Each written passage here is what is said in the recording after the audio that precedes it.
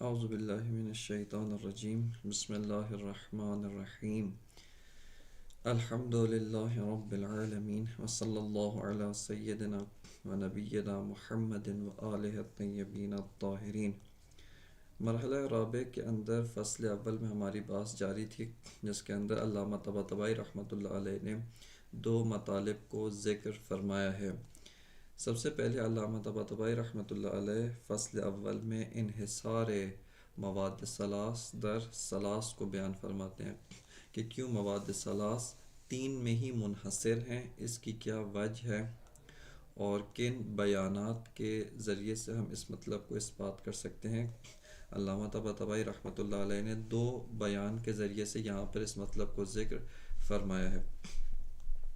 اس کے بعد دوسرا مطلب جس کو علامہ کی عبارت سے ہم ملاحظہ کر چکے تھے وہ ہے تعریف مواد ثلاث، یعنی مواد ثلاث وجوب و امکان اور امتناع کی کیا تعریف ہے، ان کی اگر ہم شناخت حاصل کرنا چاہتے ہیں اور ان کو پہچاننا چاہتے ہیں تو ان کی کیا تعریف ہے، اس کو علامہ طباطبائی رحمۃ اللہ علیہ نے ذکر فرمایا تھا۔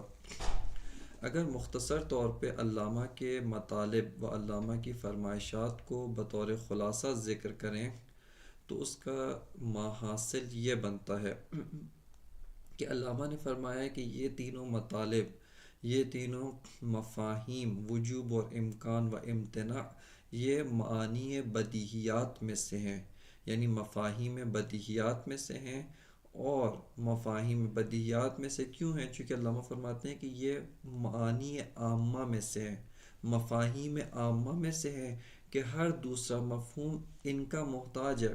یعنی اگر ہم کسی اور مفہوم کی تعریف کرنا چاہیں، کسی اور مفہوم کی شناخت حاصل کرنا چاہیں، اس وقت ہم ان امور و ان مفاہیم عامہ کی شناخت و ان کی تعریف کے محتاج ہیں، لیکن یہ مفاہیم اپنی تعریف و اپنی شناخت میں کسی اور شے کے محتاج نہیں ہیں۔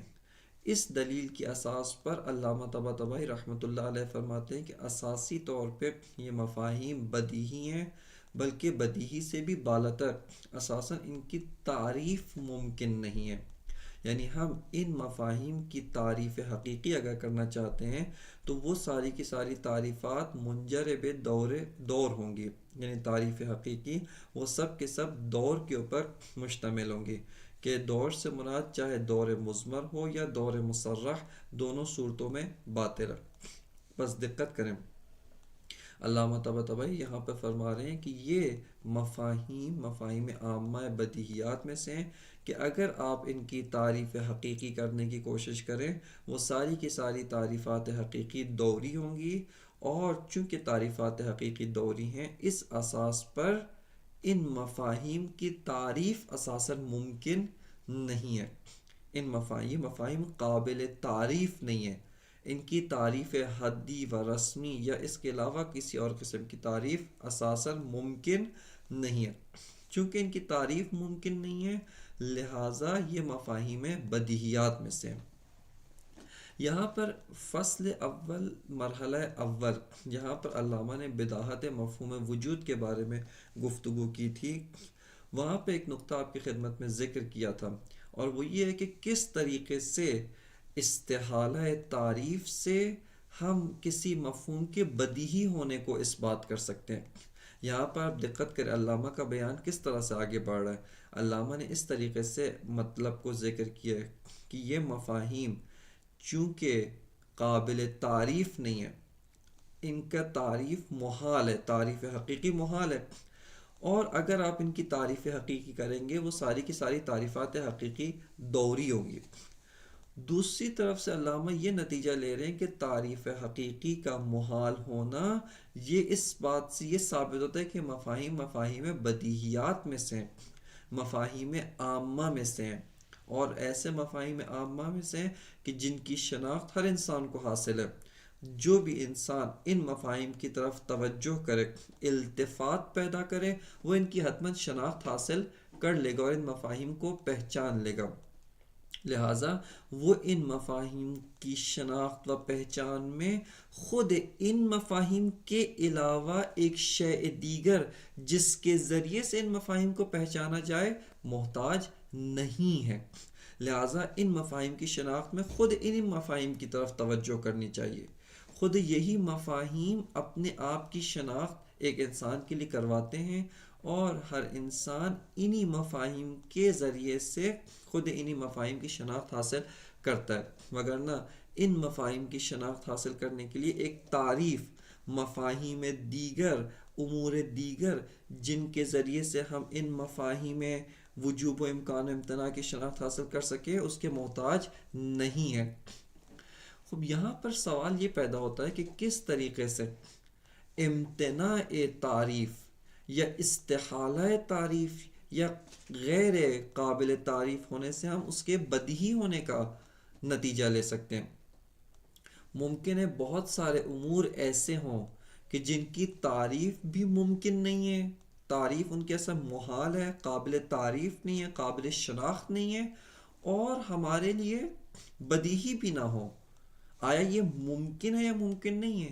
وہ ممکن ہے، کیونکہ بہت سارے امور اس کائنات میں ایسے جن کے بارے میں ہمیں کوئی شناخت نہیں ہے، اور ان کی تعریف بھی ممکن نہ ہو، ان کی تعریف محال ہو کسی بھی وجہ سے، کسی بھی اسباب و عوامل کے تحت ان کی تعریف محال ہے، ان کی تعریف ہم نہیں کر سکتے. یا تو وہ اصلا سنخ تعریف سے ہی بالا تر ہیں، ان کی تعریف ممکن نہیں ہے، اور دوسری طرف سے ہمیں معلوم بھی نہیں ہے، مجہول ہے، ہمارے لیے مجہول ہے. آیا بس یہ ہم نتیجہ لے سکتے ہیں کہ جو امور غیر قابل تعریف ہیں، جن کی تعریف محال ہے، وہ سب کے سب بدیہی ہیں. بس اس کا مطلب ہے جتنے امور غیر قابل تعریف ہیں وہ سب کے سب بدیہی ہو جانے چاہیے، جبکہ ایسا نہیں ہے. بس یہاں پر علامہ کس طریقے سے اس مطلب کو اس بات کرتے ہیں، یہاں پر ہم 2-3 طریقوں سے علامہ کی عبارت سے اس مطلب کو استفادہ کر سکتے ہیں. پہلا بیان یوں جو علامہ کی عبارت سے قابل استفادہ ہے وہ یہ ہے کہ علامہ فرماتے ہیں کہ سر بداہت یا رمز و راز بداہت غیر قابل تعریف ہونا نہیں ہے، بلکہ سر بداہت ان مفاہیم کا عمومیت ہے. یہ مفاہیم عامہ میں سے ہیں، چونکہ ان مفاہیم کا جو وسعت ہے، ہر مفہوم، اگر ہم کسی بھی مفہوم کو نگاہ کریں، ایک دفعہ ہم مفہوم کو نگاہ کرتے ہیں، اس مفہوم کا رابطہ جو مصادیق کے ساتھ ہوتا ہے. مثال کے طور پہ ایک مفہوم انسان ہے، اس مفہوم انسان کو ہم مفہوم حیوان کے ساتھ مقایسہ کرتے ہیں کہ ان مفہوم انسان و مفہوم حیوان میں سے کون سا مفہوم ایسا مفہوم ہے کہ جس کا دائرہ دوسرے سے وسیع ہے. یہاں پر وسعت و ضیق مفہوم کو 2 طرح سے ہم ملاحظہ کر سکتے ہیں. ایک دفعہ ہم 2 مفاہیم کی وسعت و ضیق کا ملاحظہ کر رہے ہیں ان کے مصادیق کی ذریعے سے. آیا مثال کے طور پہ مفہوم حیوان کے مصادیق زیادہ ہیں یا مفہوم انسان کے مصادیق زیادہ ہیں؟ خوب بدیہی ہے، وہ واضح ہے کہ مفہوم حیوان کے مصادیق بیشتر ہے. کیوں؟ چونکہ مفہوم حیوان میں انسان بھی داخل ہے، و اس کے تحت دیگر انواع حیوانات غیر از انسان، وہ سب بھی مصادیق مفہوم حیوان ہیں. لہٰذا مفہوم حیوان کے مصادیق مفہوم انسان سے وسیع ہے. لہٰذا ایک مرتبہ ہم وسعت و ضیق مفہوم از لحاظ مصادیق دیکھتے ہیں، اور جو منطق میں بحث نسب اربعہ ہے، تساوی، تباین، عام خاص من وجہ و عام خاص مطلق، یہ سارے کے سارے 2 مفہوم کی نسبت از جہت مصداق ملاحظہ کرتے ہیں. بس نسب اربعہ کے اندر جو 2 مفاہیم کو آپس میں مقایسہ کیا جاتا ہے، کس جہت سے مقایسہ کرتے ہیں؟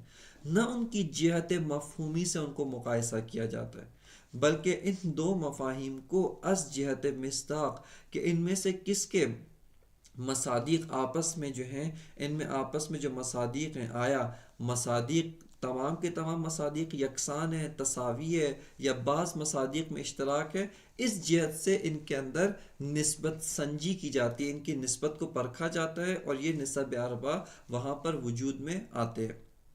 بس نسب اربعہ کے اندر بعض 2 مفاہیم از جہت مفہوم مقایسہ نہیں کیا جاتا، بلکہ از جہت مصداق مقایسہ کیا جاتا ہے. ایک اور مرتبہ ہم دو مفاہیم میں آپس میں جو مقایسہ کرتے ہیں وہ از جہت خود مفہوم ہے. ممکن ہے کہ یہ دونوں مفاہیم دونوں کے دونوں از جہت مصادیق ممکن ہے مساوی ہوں، لیکن از جہت مفہومی ایک کا دائرہ وسیع ہو دوسرے کا دائرہ ضیق ہو. یعنی از جہت مفہومیت ان میں سے ایک اوسع ہو، وسیع ہو، دوسرا ضیق ہو، در حالی کہ از جہت مصداقیت دونوں مساوی ہیں، دونوں میں نسبت تساوی برقرار ہے.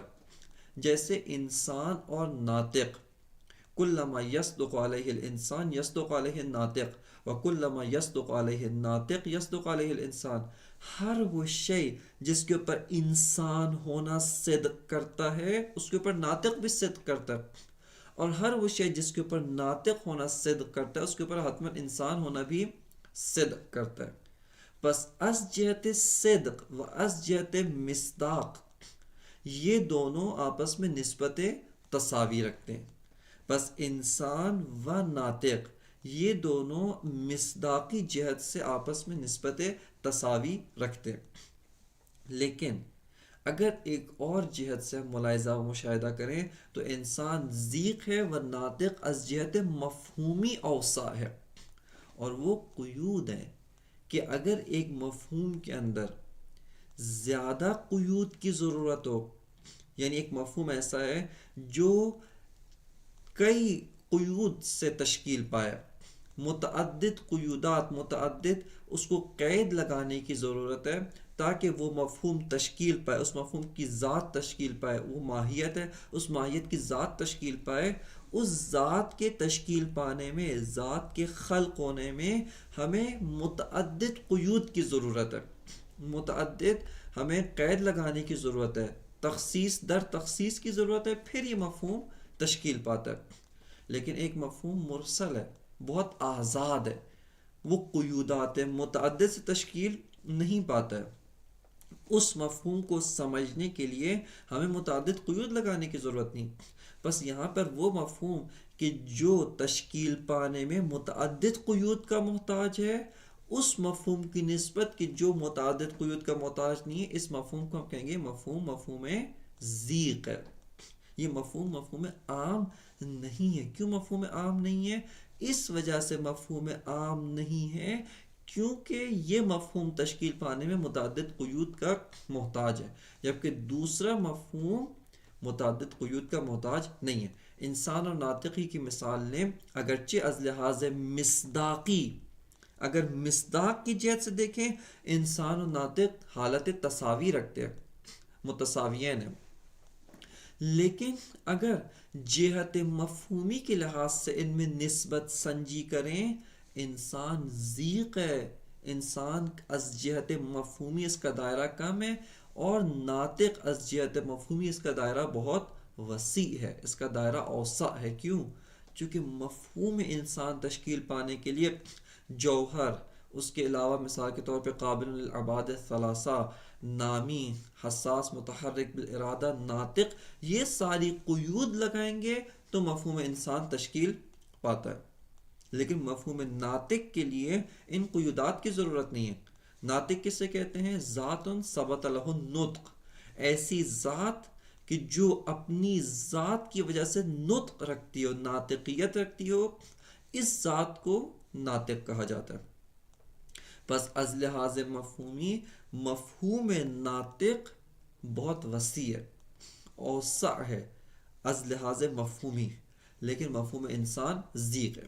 علامہ طباطبائی رحمۃ اللہ علیہ یہاں پر اس بیان اول کے اساس پر یہ فرمانا چاہتے ہیں کہ چونکہ وجوب و امکان اور امتناع مفاہیم عامہ میں سے از جہت مفہومی ان کا دائرہ بہت وسیع ہے، اوسع ہیں، لہذا فرماتے ہیں کہ اس وجہ سے یہ مفاہیم بدیہیات میں سے. بس دقت کریں کہ علامہ یہاں پر یہ بیان فرمانا چاہتے ہیں کہ یہ کیوں بدیہیات میں سے، سر بداہت مفاہیم کیا ہے؟ علامہ کہنا چاہتے ہیں کہ سر بداہت مفاہیم بدیہیہ، ان کا راز و رمز ان کا عامہ، مفاہیم عامہ میں سے ہونا ہے، نہ جہت مصداقی بلکہ خود اس جہت مفہومی از جہت مفہوم جب آپ ان مفاہیم کو نگاہ کریں، ان مفاہیم میں دقت کریں، یہ مفاہیم کمتر قیود کے اوپر مشتمل ہیں، یہ اساسی طور پہ کسی قید کے بھی محتاج نہیں ہے، کسی بھی قید کے اوپر مشتمل نہیں ہے۔ اور چونکہ یہ کسی بھی قید پر مشتمل نہیں ہے، لہٰذا ان مفاہیم کو درک کرنے کے لیے، ان مفاہیم کو سمجھنے کے لیے، ان مفاہیم کی شناخت مفہومی حاصل کرنے کے لیے ہمیں کسی اور شے کی ضرورت نہیں ہے، بلکہ آپ خود انہی مفاہیم کی طرف توجہ کریں، انہی مفاہیم کی طرف دقت کریں، انہی مفاہیم کی طرف التفات کریں، یہ مفاہیم آپ کے سامنے حاضر ہو جاتے ہیں، یہ مفاہیم خود بخود آپ کے سامنے روشن و واضح ہو جاتے ہیں، برخلاف وہ مفاہیم کی جو ضیق ہیں، جو از لحاظ مفہومی بہت ساری قیود پر مشتمل ہیں، کہ ان مفاہیم کو سمجھنا ان کی قیود کو سمجھنے کے اوپر متوقف ہے۔ یعنی میں ایک مفہوم کو سمجھنا چاہتا ہوں، وہ مفہوم چند قیود پر مشتمل ہے، لہٰذا خود اس مفہوم کی ذات تک پہنچنے سے پہلے آپ کو اس کی قیود پیدا اس کی قیود کو فہم کرنا پڑے گا، ان کو سمجھنا پڑے گا۔ جب اس کی قیود سمجھ میں آئیں گی اس وقت وہ مفہوم فہم ہوتا ہے۔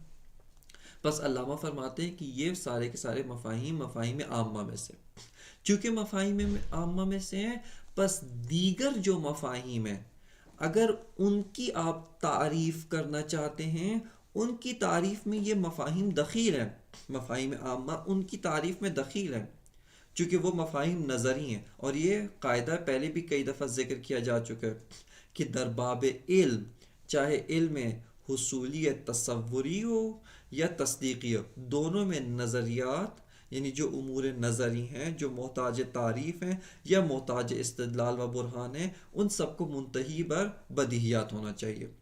لہٰذا اس اساس پر دیگر جتنے بھی مفاہیم ہیں، چونکہ وہ نظری ہیں، وہ قیودات پہ مشتمل ہے، ان سب کو منتہی بر بدیہیات ہونا چاہیے، لہٰذا وہ مفاہیم، وہ امور، وہ مفاہیم نظری، وہ سب کے سب ان مفاہیم بدیہی کے محتاج ہے اور ان سے خالی نہیں ہو سکتے۔ چونکہ ایسا ہے، لہٰذا بس دقت کریں، بیان اول میں ہم کس طرح سے چل رہے ہیں، کن مراحل کو طے کر رہے ہیں؟ سر بداہت مفہوم کا عام ہونا ہے، چونکہ مفہوم بدیہی ہے لہٰذا تعریف ناپذیر ہے، لہٰذا اس کی تعریف ممکن نہیں ہے، کیونکہ ملاک کیا ہے؟ ملاک بداہت اس مفہوم کا عام ہونا ہے، اس مفہوم کا عام شمول ہونا ہے، اس کا دائرہ وسیع ہے، اور چونکہ مفہوم عام شمول ہے، اس کا دائرہ وسیع ہے، دیگر مفاہیم اس کے محتاج ہیں، یہ پلٹ کے دیگر مفاہیم کا محتاج نہیں ہو سکتا، اور چونکہ یہ دیگر مفاہیم کا محتاج نہیں ہو سکتا، لہٰذا اس کی تعریف محال ہے۔ بس یہ جو نتیجہ ہے کہ ان مفاہیم کی تعریف نہیں کی جا سکتی، اور اگر تعریف کریں گے تعریف دوری لازم آئے گا، یہ سر بداہت مفہوم بدیہی نہیں ہے، یعنی یہ مفاہیم بدیہیہ کے لیے سر بداہت علامہ ذکر نہیں فرما رہے، بلکہ علامہ اس مطلب کو ان مفاہیم کے نتیجے کے طور پہ، چونکہ یہ عام شمول مفاہیم ہیں اور ان کا عام شمول ہونا ان کا راز بداہت و سر بداہت ہے، اور چونکہ مفاہیم بدیہی ہیں لہٰذا نتیجے کے طور پہ علامہ ذکر کریں ان کی تعریف ممکن نہیں ہے، اور اگر آپ ان کی تعریف کریں گے یہ تعریف دوری ہوگی۔ اسی مطلب کی تائید کے طور پہ علامہ طباطبائی رحمۃ اللہ علیہ نے مرحلہ ثامنہ جو وحدت اور کثرت کے بارے میں، واحد اور کثیر کے بارے میں ہیں، اس کے اندر فصل اول کے اندر علامہ نے تقریباً اسی مطلب کو دوبارہ ذکر کیا، کہ یہاں پر ہم اس مطلب کو ذکر کر رہے ہیں اور دوبارہ انشاءاللہ وہاں پر بھی جا کر ایک تذکر دیں گے، لیکن اصل بات یہیں پر آپ کی خدمت میں عرض ہو رہی ہے کہ فصل اول کے اندر علامہ فرماتے ہیں کہ یہ جو مفاہیم ہیں، مفاہیم وحدت و کثرت، اس کے بارے میں بعینی علامہ یہی بیان ذکر کرتے ہیں، کہ علامہ کی عبارت میں فرماتے ہیں کہ الفصل الاول فی معنی الواحد والکثیر، واحد اور کثیر کے معنی کے بارے میں علامہ فرماتے ہیں الحق ان مفہومی الوحدت والکثرت من المفاہیم العامہ، کہ وحدت اور کثرت مفاہیم عامہ میں سے ہے، یعنی مفاہیم از جہت مفہومی ان کا دائرہ وسیع ہے، ان کی فہم خود ان مفاہیم کی ذات متعدد قیودات پر مشتمل نہیں ہے، بلکہ یہ مفاہیم خود مفہوم ہے، اس کی ذات خودش ہے، نہ یہ کہ چندین قیودات و متعدد اور متکثر قیودات کو آپ جمع کریں اس وقت یہ مفہوم وجود میں آتا ہے، ایسا نہیں ہے۔ بس علامہ فرماتے ہیں کہ الحق ان مفہومی الوحدت والکثرت من المفاہیم العامہ التي تنتقش في النفس انتقاشا اولیہ كمفہوم الوجود و مفہوم الامکان و نظائرہما۔ علامہ فرماتے ہیں کہ وحدت اور کثرت دیگر مفاہیم جیسے مفہوم وجود، مفہوم امکان، مفہوم وجوب، امتناع، علامہ فرماتے ہیں ان کی مانند مفہوم وحدت و کثرت مفاہیم عامہ میں سے ہے، یعنی ایک ایسا مفہوم ہے کہ جو مفہوم عام ہے۔ مفہوم عام کا کیا مطلب ہے؟ یعنی از جہت قیودات یہ مفہوم قید نہیں رکھتا، قیودات سے مرسل، لہذا فرماتے ہیں کہ یہ مفہوم عام میں سے ہے، اور اس وجہ سے علامہ فرماتے ہیں کہ وَلِذَا كَانَ تَعْرِيفُهُمَا بِأَنَّ الْوَاحِدُ مَا لَا يَنْقَسِمُ مِنْ حَيْثُ أَنَّهُ لَا يَنْقَسِمُ وَالْكَثِيرُ مَا لَا يَنْقَسِمُ مِنْ حَيْثُ أَنَّهُ يَنْقَسِمُ تعریفاً لفظیہ، فرماتے ہیں تعریفات لفظی ہیں، وَلَوْ كَانَ تَعْرِيفَيْنِ حَقِيقِيَّيْنِ لم یخلو من فساد، اگر یہ تعریف حقیقیوں ان پر اشکالات لازم ہے، دوڑ لازم ہے، تسلسل لازم ہے، دیگر اشکالات علامہ فرماتے ہیں ان کے اوپر آتے ہیں۔ بس علامہ کی جو نگاہ ہے، جو درست اس مقام کے اوپر علامہ کی عبارت کی وضاحت ہوتی ہے وہ یہی ہے کہ سر بداحت علامہ کی نگاہ میں ان عبارات سے کیا سامنے آتا ہے کہ یہ مفاہیم عامہ میں سے، معانی عامہ میں سے از جہت مفہومی عام شمول ہے، اور چونکہ از جہت مفہومی کمتر قیودات یا اصلاً کسی بھی قید کے اوپر مشتمل نہیں ہے، لہٰذا ان کو ہمیں سمجھنے کے لیے کسی اور شے کی ضرورت نہیں ہے، کسی اور مفہوم کے ہم محتاج نہیں ہیں تاکہ ان کو سمجھ سکیں، اور اسی وجہ سے یہ سارے کے سارے مفاہیم بدیہیات میں سے چونکہ بدیہی ہیں، لہٰذا مستغنی از تعریف ہے، بلکہ تعریف ان کی محال ہے۔ یہ ایک بیان یہاں پر ذکر ہوا ہے۔ ایک اور بیان جو بعض اساتید نے اپنے حواشی کے اندر ذکر کیا ہے، اور وہ بیان بھی کوئی غلط نہیں ہے لیکن علامہ کی عبارات کے ساتھ بہت زیادہ سازگار نہیں ہے، اس کی طرف ہم ایک ہلکا سا اشارہ کرتے ہیں اور بحث کو آگے بڑھاتے ہیں۔ انہوں نے کہا ہے کہ کس طریقے سے ہم استحالہ تعریف یعنی تعریف کے محال ہونے سے کسی شے کے بدیہی ہونے کو اس بات کر سکتے ہیں۔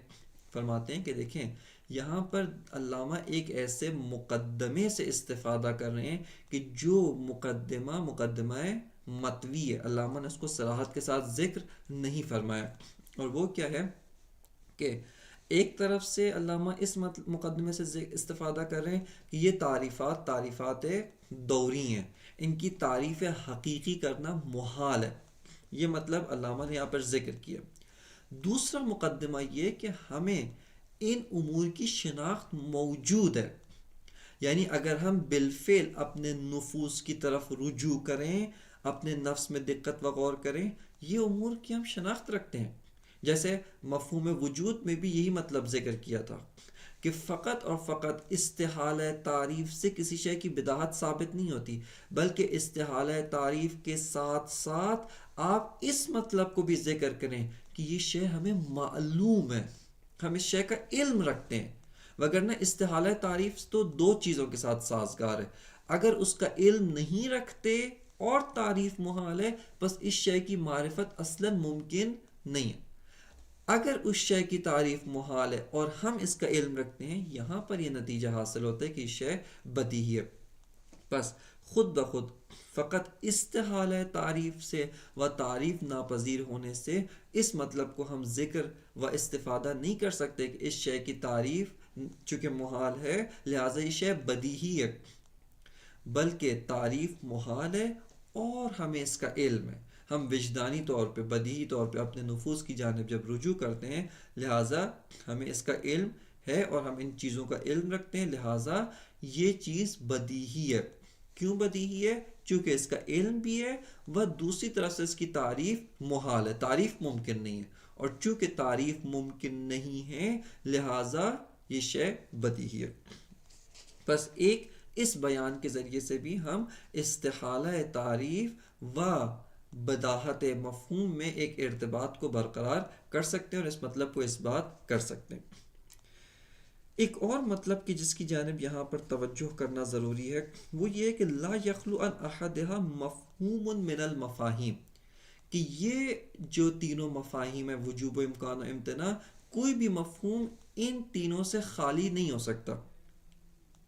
یہاں پہ علامہ کی عبارت کیا ہے کہ لا یخلو عن احدہا، یعنی ان مفاہیم میں سے کسی میں سے بھی، یعنی ان تینوں میں سے کسی ایک سے بھی کوئی مفہوم خالی نہیں ہو سکتا۔ یعنی لا یخلو مفہوم من المفاہیم، کوئی بھی مفہوم خالی نہیں ہو سکتا، من احدہا، ان مفاہیم میں سے کسی ایک سے بھی خالی نہیں ہو سکتا۔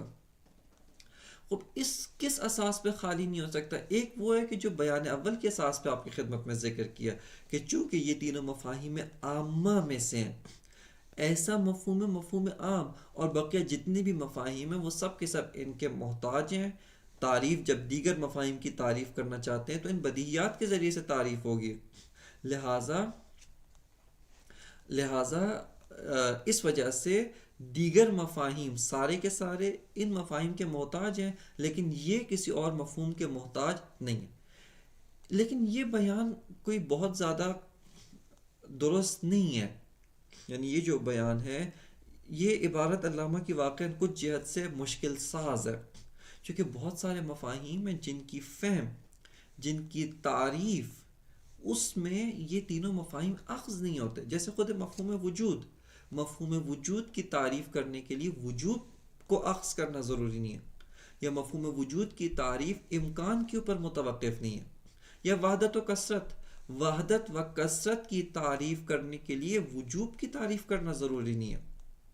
بس یہ جو مفاہیم ہیں ایسا نہیں ہے کہ ہر دوسرا مفہوم یا تمام دیگر مفاہیم وہ سب کے سب ان تینوں کے اوپر متوقف ہوں، اور کوئی بھی مفہوم ایسا نہیں ہے جس کی ہم فہم حاصل کرنا چاہیں، اس کی ہم تعریف حاصل کرنا چاہیں اور وہ ان تینوں میں سے کسی ایک کا محتاج نہ ہو۔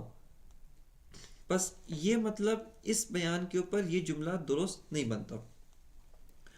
ایک اور بیان کہ جو حضرت استاد آیت اللہ فیاضی دامت برکاتہ کا ہے، انہوں نے کہا ہے کہ ایک اور طرح سے ہم علامہ کے اس بیان کو درست کر سکتے ہیں، اور وہ یہ ہے کہ فرماتے ہیں کہ یہ کہیں کہ چونکہ یہ تینوں مفاہیم متقابلات میں سے ہیں، یعنی ان میں آپس میں دو نقیضین کی بنتی ہے، چونکہ ان میں جو تقسیم ہے وہ تقسیم حصری دائر بین نفی و اثبات ہے، اور چونکہ ان سے کوئی شے خالی نہیں ہو سکتی لہٰذا کوئی بھی مفہوم ان متقابلات سے خالی نہیں ہو سکتا۔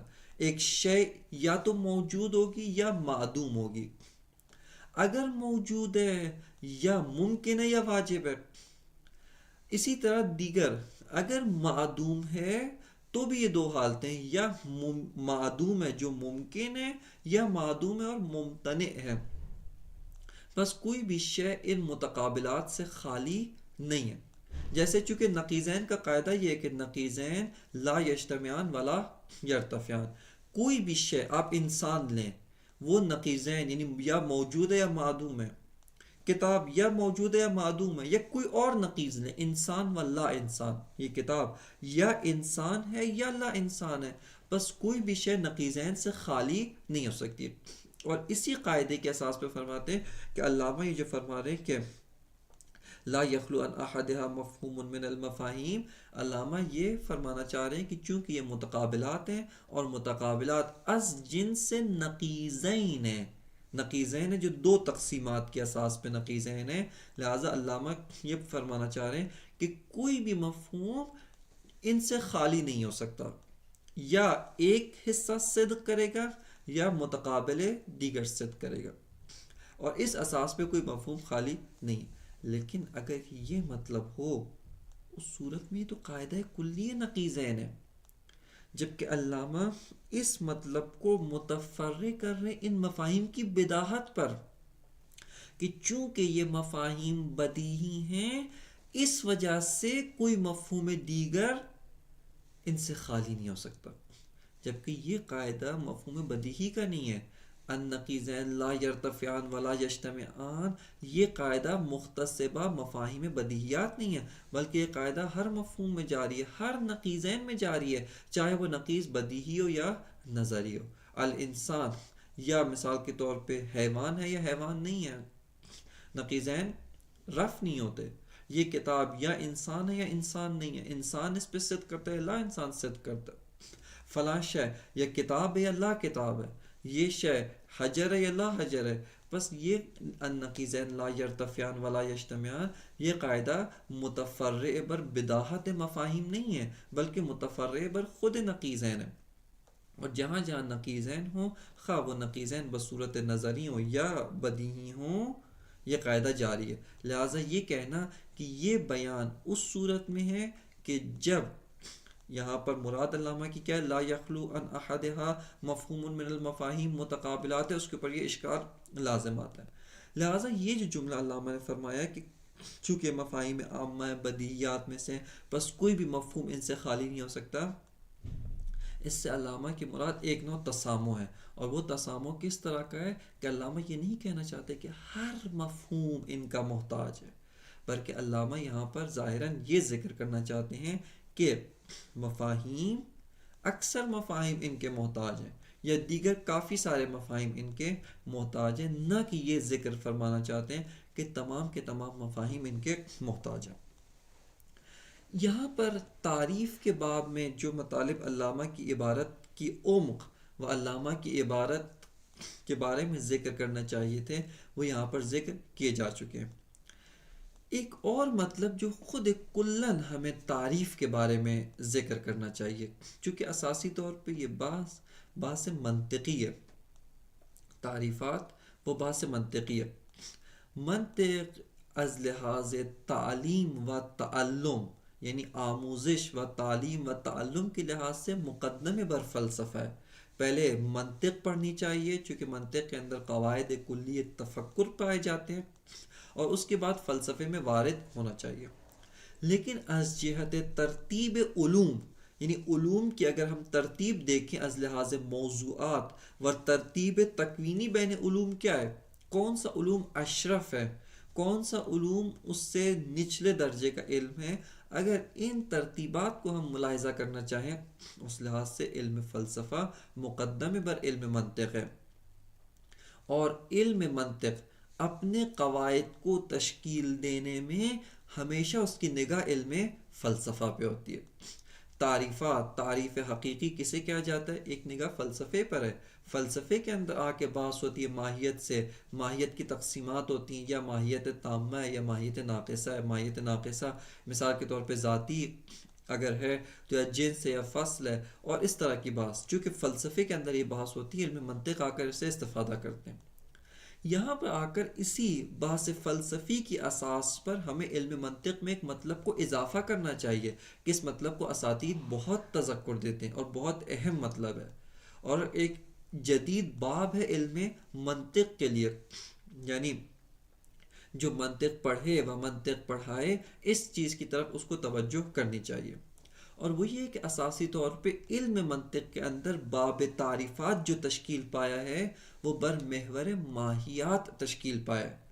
تعریف یا بلکہ یہ قاعدہ بھی ہے کہ التعریف اما بالماہیت اور للماہیت، کہ تعریف بالماہیت و للماہیت ہوتی ہے، یعنی جو معرف ہے، جس کی تعریف کی جا رہی ہے، وہ بھی ماہیت ہو، اور جو معرف ہے جس کے ذریعے سے تعریف کی جا رہی وہ بھی ماہیات ہوتی ہیں۔ بس آپ انسان کی تعریف حقیقی کرتے ہیں جنس اور فصل کے ذریعے سے۔ حد کا معیار کیا ہے، کب ایک شے حد تام ہے یا رسم ہے، اگر تمام ذاتیات ہوں تو حد ہے، اگر ذاتیات نہ ہو تو رسم ہے، اگر ذاتیات میں سے یہ ذاتی ہو یہ ذاتی نہ ہو تو حد تام نہیں ہے، حد ناقص ہے، حد تام ہے۔ یہ سارے کے سارے معیارات بر اساس ماہیات گھوم رہے ہیں۔ بس دقت کریں یہاں پر کہ علم منطق کلن اس کی تعریفات کے اندر جو مشکل ہے وہ تعریف کے جو قواعد ہیں وہ بر اساس ماہیات، جبکہ مفاہیم فلسفی، معقولات ثانیہ فلسفی جس کے بارے میں پہلے بحث کی تھی ہم نے مفصلاً، وہ سارے کے سارے از سنخ ماہیت نہیں ہیں، وہ جنس اور فاصل نہیں رکھتے، ان کے دیگر قواعد ہوں اور ان کی تعریف اپنے حساب سے ہونی چاہیے۔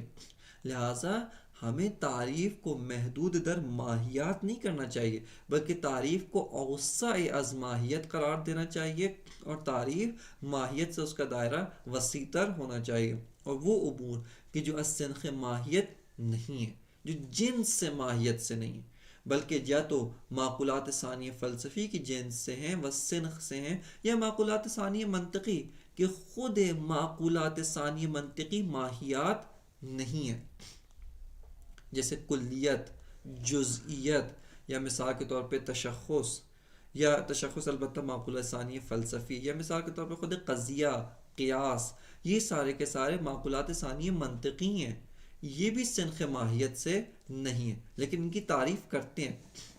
کس اساس پہ ہمیں تعریف کو قرار دینا چاہیے تاکہ ہم ان امور کی تعریف کر سکیں؟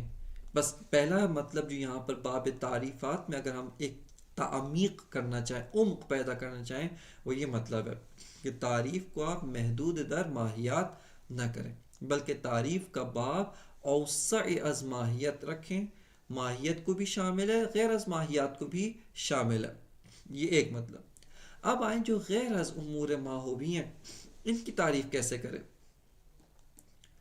ان کی تعریف کا جو قاعدہ اساتید نے ذکر کیا ہے بتبع شیخ اشراق کہ مفصلاً اگر کوئی رجوع کرنا چاہے اس بحث کی طرف، جناب استاد حضرت آیت اللہ یزدان پناہ حافظہ اللہ، ان کی کتاب حکمت اشراق، 2 جلدی کتاب ہے حکمت الاشراق، اس کے اندر جلد اول میں انہوں نے قواعد تعریف اشراقی اس کو ذکر کیا کہ اس بحث کی طرف جناب شیخ اشراق شیخ شہاب الدین سہروردی نے توجہ کی ہے، اور انہوں نے منطق مشاء کے اوپر اس مطلب کا اضافہ کیا ہے، اور وہ تعریفات مفہومی ہیں، یعنی ہمیں آنا چاہیے، آ کر دیکھنا چاہیے کہ ایک شے جو ہے اس کے آیا اجزاء مفہومی نکلتے ہیں یا اس کے اجزاء مفہومی نہیں نکلتے۔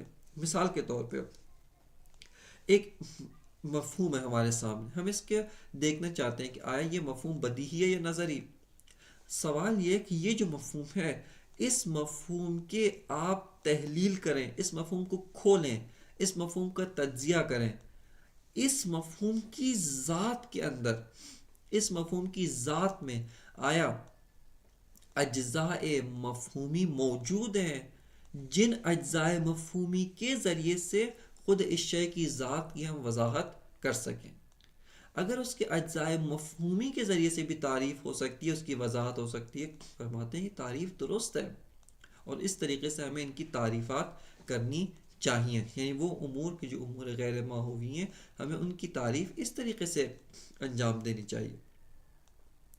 لیکن اگر اس کے اجزاء مفہومی ہی نہیں ہیں، یعنی اس شے کے کوئی جزء مفہومی نہیں ہے، آپ اس مفہوم کی ذات میں جتنا غور کریں وہ مفہوم کہتی ہے اصل میرا کوئی جزء مفہومی نہیں ہے، بلکہ میری فہم خود مجھ کے اوپر متوقف ہے، یعنی اس مفہوم کی فہم حاصل کرنا چاہتے ہیں، اس کے لیے خود اسی مفہوم کی فہم ضروری ہے، بس اس صورت میں یہ مفہوم قابل تعریف نہیں اور بدیہی ہے۔ اسی ملاک کو اگر ہم نگاہ میں رکھیں، یہاں پر اس کی اساس پر جیسے کہ خود آیت اللہ فیاضی نے اپنے حاشیے میں اس مطلب کی طرف تذکر دیا، اور بہت خوب مطلب ہے، واقعاً اس کو علم منطق میں اضافہ ہونا چاہیے۔ وہ فرماتے ہیں کہ اگر اس مطلب کو اگر ہم ذہن میں رکھیں، وجوب، امکان و امتناع یہ مفاہیم بدیہی میں سے نہیں ہے، بلکہ آپ ان کی تعریف کر سکتے ہیں، لیکن تعریف سے آپ کی توقع وہ تعریف حدی مفہومی نہیں ہونی چاہیے جو ماہوی ہوتی ہے، جو ماہیات کے ساتھ مخصوص ہے، چونکہ آپ کا ذہن علم منطق میں اس طرح کا ہے کہ تعریفات یا للماہیت و بالماہیت ہے، پس لہٰذا ان امور کی تعریف ممکن نہیں ہے۔ فرماتے ہیں کہ نا آپ آئیں، وجوب قابل تعریف ہے. کس طرح؟ وجوب کے اندر آپ کو دو عناصر ملتے. خود علامہ نے اس کی طرف تذکر دیا، لیکن علامہ کو یہ مطلب ذکر کرنا چاہیے تھا. وجوب، یہ اس کو کھولنے آئے، وجوب کو آپ کھول سکتے ہیں. ہاں، ایک جز ضرورت ہے، دوسرا جز وجود ہے. وجوب کیسے کہا جاتا ہے؟ ضرورت الوجود. بس وجوب اس سے سادہ تر ایک اور مفہوم ہمیں ملتا ہے، وہ ضرورت ہے، وہ وجود ہے. وجود خود اول الاولیات ہے، یعنی مفاہیم میں بھی اولیات میں سے وجود کیا ہے؟ اول الاوائل مفہوم ہے وجود. بس ضرورت و وجود، اس ضرورت اور وجود سے وجوب تشکیل پاتا ہے. یا امتناع، امتناع کسے کہا جاتا ہے؟ ضرورت العدم یا لا ضرورت الوجود. بس آپ امتناع کو بھی کھول سکتے ہیں، آپ امتناع کو بھی اس کے اجزاء مفہومی کر سکتے ہیں. وہ کیا؟ ضرورت العدم، یہاں پر عدم ضروری ہو.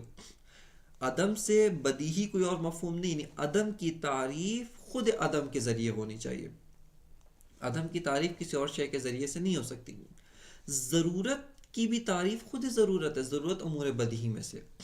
اس ضرورت کو ہم مزید اس کے اجزائے مفہومی نہیں کر سکتے، اگرچہ ضرورت کو ہم دیگر الفاظ، دیگر تعبیرات و دیگر اصطلاح جیسے حتمیت، جیسے حتمی ہونا، ان امور کے ذریعے سے ضرورت کو ہم مزید اس کے شرح لفظی کر سکتے ہیں، تبدیل لفظ باللفظ کر سکتے ہیں، لیکن ضرورت کو مزید کھول نہیں سکتے.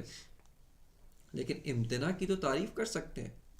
اسی طرح امکان، امکان لا ضرورت الوجود ولا ضرورت العدم. بس امکان، اس کی بھی تعریف آپ کر سکتے ہیں. کس کے ذریعے؟ کن مفاہیم کے ذریعے؟ ضرورت، وجود اور عدم. لیکن لا ضرورت الوجود والعدم، اس کو امکان کہا جاتا ہے. بس اگر ہم دقت کریں یہاں پر تو وجوب، امکان و امتناع، اس کی تعریف آپ بعض دیگر مفاہیم کے ذریعے سے کر سکتے ہیں. اور وہ دیگر مفاہیم کون سے ہیں؟ ضرورت، وجود، عدم. ان تین مفاہیم کو ہم مزید کھول نہیں سکتے، ان کے مزید اجزاء نہیں کر سکتے، ان کو ہم مزید جز جز نہیں کر سکتے. لیکن وجوب و امکان و امتناع کو تو جز جز کر سکتے ہیں. لہٰذا وجوب اور امکان اور امتناع اس کے اجزاء ہیں. اور ایک اور جہت سے دیکھیں، حتیٰ علامہ کا جو اپنا ملا کے بداحت ہے، اس کے اوپر بھی وجوب و امکان اور امتناع یہ مفاہیم بدیہی میں سے شمار نہیں ہوتے. علامہ کا معیار کیا ہے؟ علامہ نے جب ملا کے یہاں پر ذکر کیا ہے کہ معانی عامہ مفاہیم عامہ میں سے ہوں. خب آیا وجوب مفاہیم عامہ میں سے اس طرح سے کہ کوئی قید نہ ہو. دو قیود ہیں، ضرورت اور وجود. ہر ضرورت کو وجوب نہیں کہا جاتا، ضرورت الوجود کو وجوب کہا جاتا. اسی طرح امتناع، آیا ہر معدوم ہونے کو، ہر نوع عدم کو امتناع کہتے ہیں یا ضرورت العدم کو امتناع کہتے ہیں؟ بس امتناع میں بھی ایک قید موجود ہے، امکان میں بھی قید موجود ہے. وہ معانی، وہ مفاہیم کی جو کوئی قید نہیں رکھتے، وہ کون سے ہیں؟ وہ خود مفہوم ضرورت ہے. ضرورت کو سمجھنے کے لیے کسی قید کی ضرورت نہیں ہے. عدم، وجود، ان کو سمجھنے کے لیے کسی قید کی ضرورت نہیں.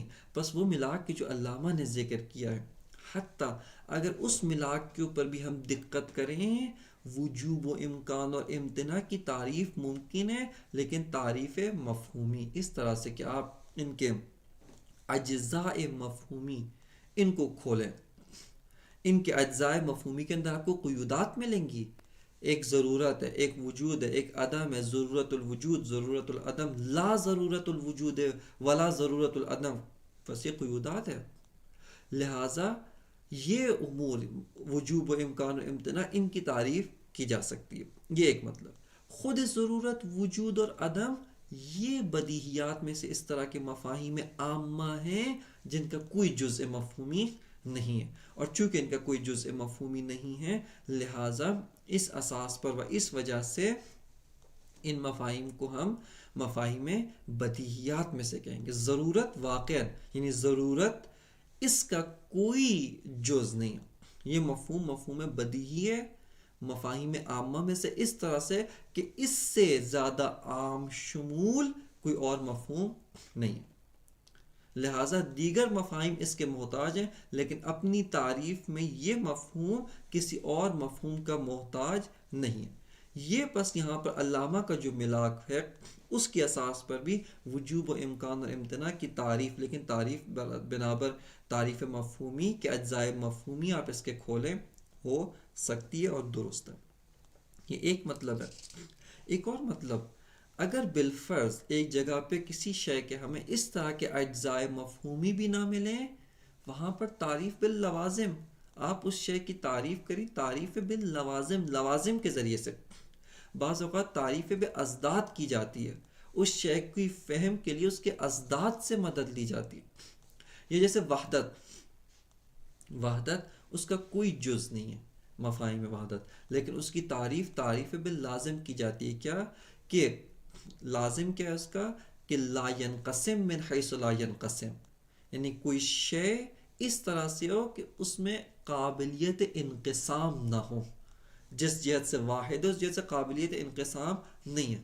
خوب قابلیت انقسام و عدم انقسام خود متفرع پر وحدت ہے کہ اگر وہ شے واحد ہے تو قابلیت انقسام نہیں رکھتا.